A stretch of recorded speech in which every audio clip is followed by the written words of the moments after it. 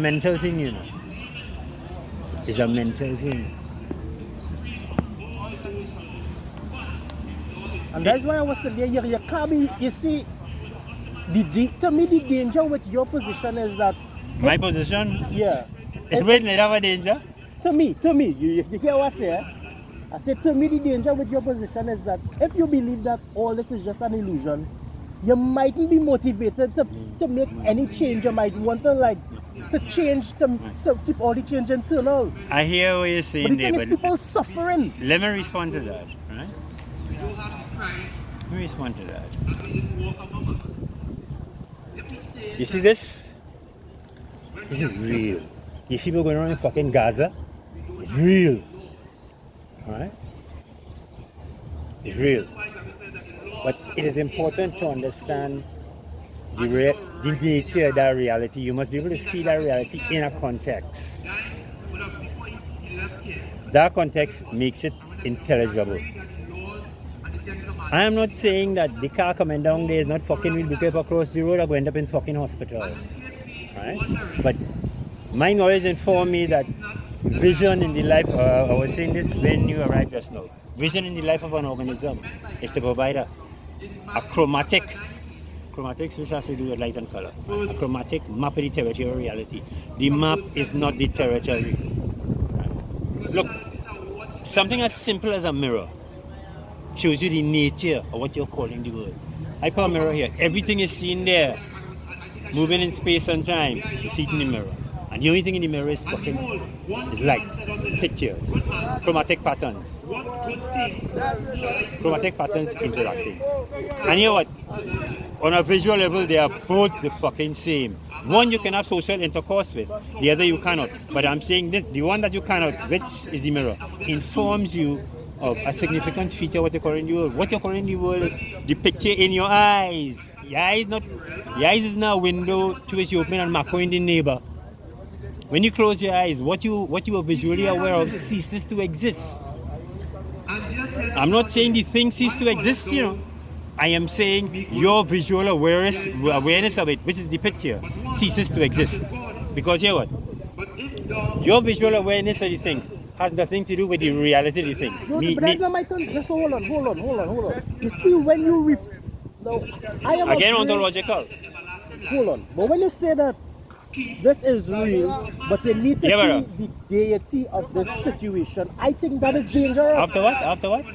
But you just made a statement. But you said that yes, all of this is real, but you need to see the deity within the reality. And I think that the deity, I remember saying that. I said that the deity is what God. But when they said that all of this is real, yeah, right? But you have to see what?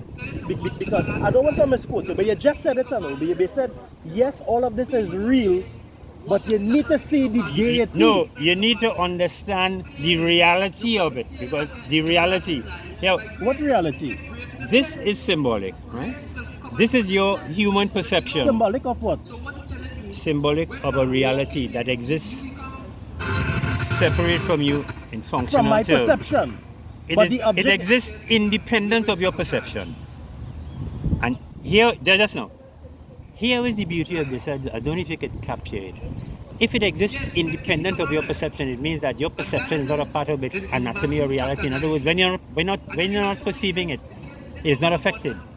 So your perception of it is not the reality of it. But that's not the problem. What is the problem? The problem is that when you say, for example, but you just said that you see what's going on in Israel. Yeah. You said that all of that is real.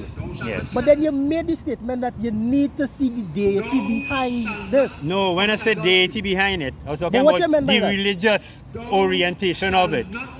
There are biblical passages that say that the Jews supposed to inherit a place called Jerusalem, called Israel, right? And the Zionists sat down and conspire, and they get fellas like this one who died the other day.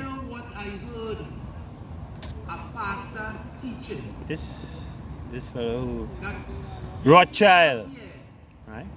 Rothschild. If it's one thing on social media, you get a lot of information, you know. Right? It's a propaganda, you know. You have to be careful. Right? That conspiracy theory. Right? You're going to Lord Balfour. Right? No, but that's not what I thought that you had meant. No, But when no. they said the deity behind it, I thought you Yeah, meant no. that. I was, No, but what I was but what using it thought to you show meant- how destructive and dangerous religion can be.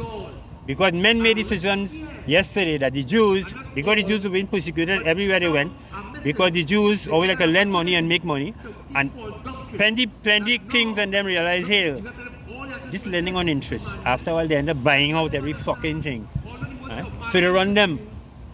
The Jews have always been on money.